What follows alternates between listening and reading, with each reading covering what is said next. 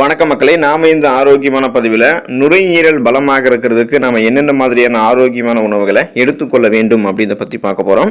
உலக சுகாதார அமைப்பு வேர்ல்டு ஹெல்த் ஆர்கனைசேஷன் அவங்களுடைய கூற்றுப்படி 235 மில்லியன் மக்கள் ஆஸ்துமா நோயால் பார்த்தோம்னா பாதிக்கப்பட்டிருக்காங்க. நம் உடல் பார்த்தோம் அப்படின்னா ஆரோக்கியமாக இருக்கிறதுக்கு நுரையீரல் காற்றை மட்டுமின்றி காற்றில் இருக்கக்கூடிய அழுக்குகள் மற்றும் புகையினையும் உறிஞ்சக்கூடாது. அப்போ அதுக்கு அளவுக்கு ஆரோக்கியமாக நுரையீரல் இருக்கணும். ஆனால் இப்போ இருக்கக்கூடிய பிரச்சனைகள் பார்த்தோம்னா நுரையீரல் காற்றை மட்டும் இல்லாமல் காற்றில் இருக்கக்கூடிய அழுக்குகள் மற்றும் புகைகளையும் உறிஞ்ச ஆரம்பிக்குது. ஸோ அந்த அளவுக்கு நச்சுக்கள் பரவ ஆரம்பிச்சு. இதனால அதனுடைய நுரையீரலுடைய ஆரோக்கியம் பாதிக்கப்படுவதோடு ஆஸ்துமா, மூச்சுக்குழாய் அழற்சி, சிஸ்டிக் ஃபைப்ரோசிஸ் மற்றும் நிமோனியா போன்ற சுவாசம் சார்ந்த பிரச்சனைகளுடைய அபாயங்கள் அதிகரிக்கும். உங்களுடைய நுரையீரலுடைய ஆரோக்கியத்தை அதிகரிக்க வேண்டும் அப்படின்னு நீங்கள் விரும்புனீங்க அப்படின்னா நுரையீரலை ஆரோக்கியமாக வைத்திருக்கக்கூடிய ஒரு சில உணவுகளை நீங்கள் எடுத்துக்கொள்ள வேண்டியது அவசியம். அந்த உணவுகள்லாம் என்னென்ன அப்படின்றத பற்றி ஒவ்வொன்றா தெளிவாக விளக்கமாக பார்ப்போம். அதை பற்றி பார்க்கறதுக்கு முன்னாடி இந்த வீடியோக்கு மட்டும் ஒரு லைக் கொடுத்துட்டு இந்த தகவலை உங்களுக்கு தெரிஞ்சவங்களுக்கும் ஷேர் பண்ணிடுங்க.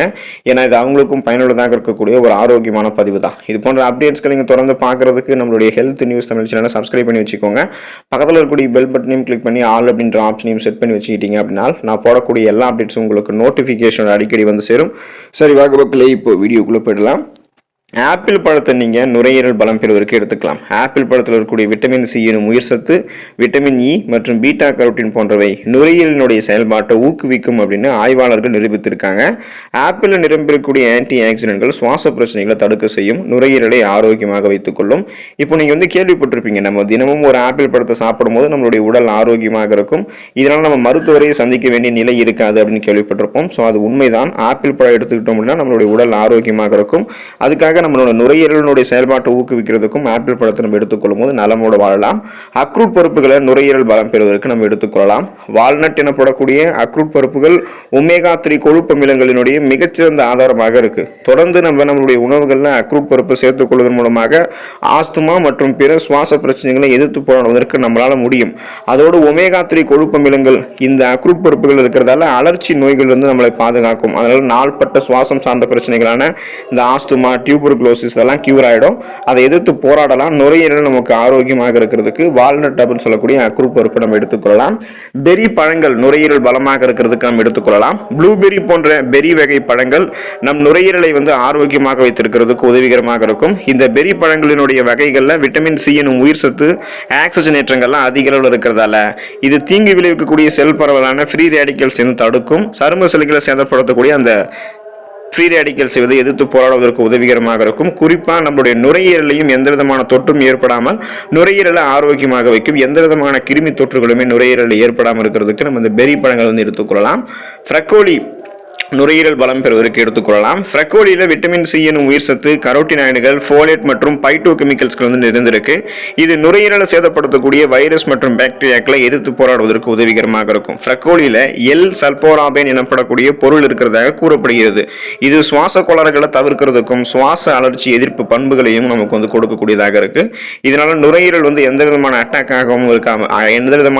ஆகாமல் இருக்கிறதுக்கு ஃப்ரக்கோலி எடுத்துக்கொள்ளலாம்.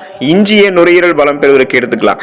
இஞ்சியில அலர்ச்சி எதிர்ப்பு பண்பு இருப்பது மட்டுமல்லாம நச்சுத்தன்மையை நீக்கிறதுக்கு செய்யக்கூடிய ஆற்றலும் இருக்கு. இது நுரையீரலில் இருக்கக்கூடிய மாசுக்களை இஞ்சி நீக்குவதோடு மூச்சு திணறல் அல்லது நமக்கு ஏற்படக்கூடிய மூச்சு நெரிசலை போக்குவதற்கும் உதவிகரமாக இருக்கும்.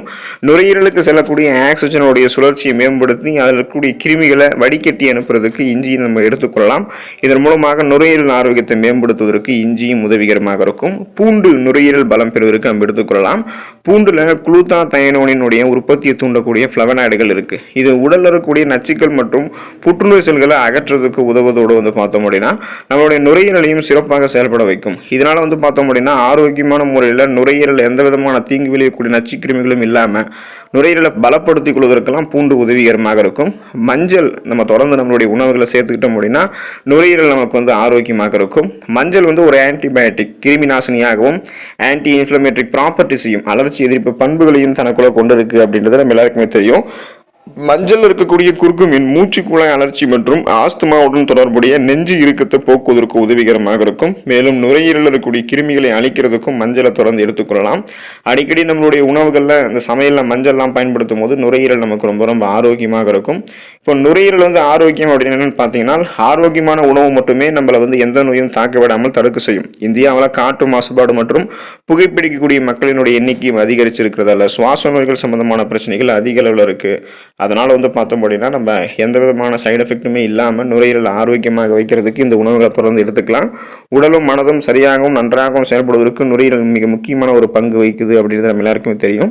நுரையீரலை ஆரோக்கியமாக வைக்கிறதுக்கு ஒரு சில நல்ல வழிகள் இருக்குது. வழக்கமான உடற்பயிற்சிகளோடு ஈடுபடுவதோ மட்டும் இல்லாமல் ஆரோக்கியமான உணவுகளை எடுத்துக்கொள்வதும் அதுக்கு ரொம்ப ரொம்ப முக்கியம். அதனால் இந்த உணவுகளை தொடர்ந்து சாப்பிடுங்க. நுரையீரலை பலப்படுத்தி நலமோடு வாழலாம். அடுத்த ஆரோக்கியமான பதிவில் மறக்காமல் சந்திப்போம். நன்றி மக்களே.